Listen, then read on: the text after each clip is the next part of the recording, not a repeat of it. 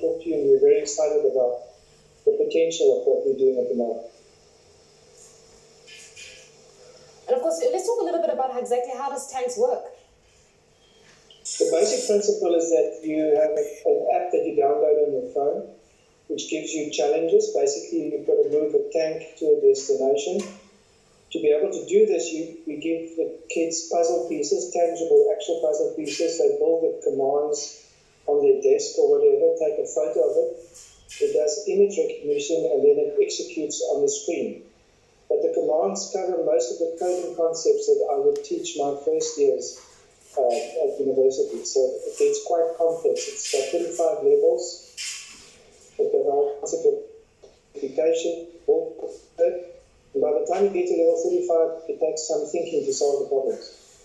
You know, a lot of times when it comes to issues around coding, as well as issues around, the types of mechanisms to be used within coding in itself, this is great pronouncements. These are great pronouncements. But you and I can appreciate the fact that what needs to be filtered down, especially to young people, is the application thereof of coding. So in other words, it's not necessarily about learning how to code, but people need to start learning, why should I code, and why should I know how to code? Yes, that is our main driving force at the moment. Coding or software development, the fancy word for it, is one of the scarcest skills in South Africa.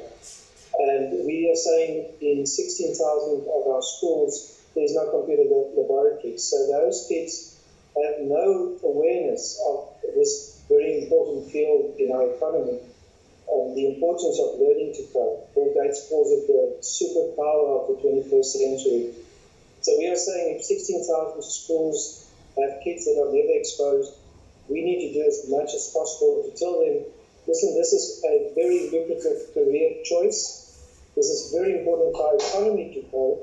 As our economy changes and evolves, the role of the software developers is ever increasing in such a way that companies at the moment are desperate for software developers. I can't think of another word. There's a desperate shortage of software developers, not only in our country, but most of the world. I mean, we're talking here about coding with our computers. I mean, I think it was the MEC in Gauteng, who had to deal with the theft, really, that was taking place in some schools as a result of even having these computer labs. So when you're saying that we're not using computers, but rather the mobile phones, would then young people be required to get a mobile phone? And if so, is that not then an extra expense that is carried by parents? Well, the ideal behind this is that you only need 8 phones in a classroom of 40 that you play at the same time, which can be kept in a safe. Each kid doesn't need to have their own phone. But we have found in most of the areas where we work, the kids already have phones. But yeah, our model at the moment is to go into a school, to give them a school kit, and then they can actually play, 40 kids can actually play with one phone. It's just slightly more effort. The ideal is 8 phones. So if you compare that, that's about 12,000 rand for 8 phones. They estimate the government needs R1 million per school to install a lab in the 16,000 schools in our country.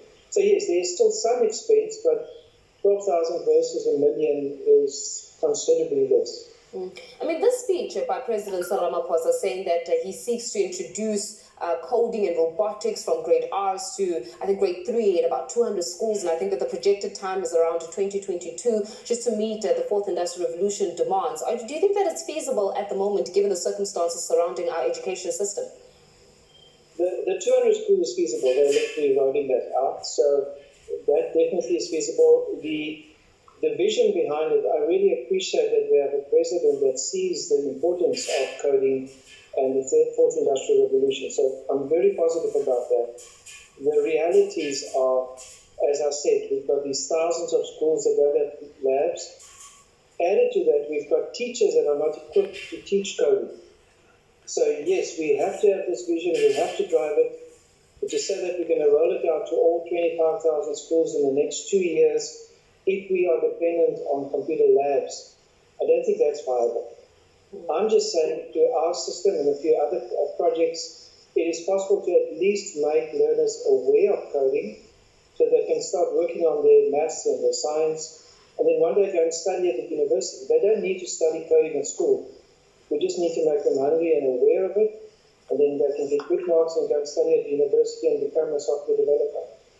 Professor Greyling, we're going to have to leave it there for now. Thanks a lot for joining us and shedding some light in terms of how do we use tanks. It's a new innovation where basically you get to teach young ones how to code without necessarily using a computer or a laptop. In fact, you can do it on your cell phone and also by building puzzles. Well, Lady Smith Black Mambazo founder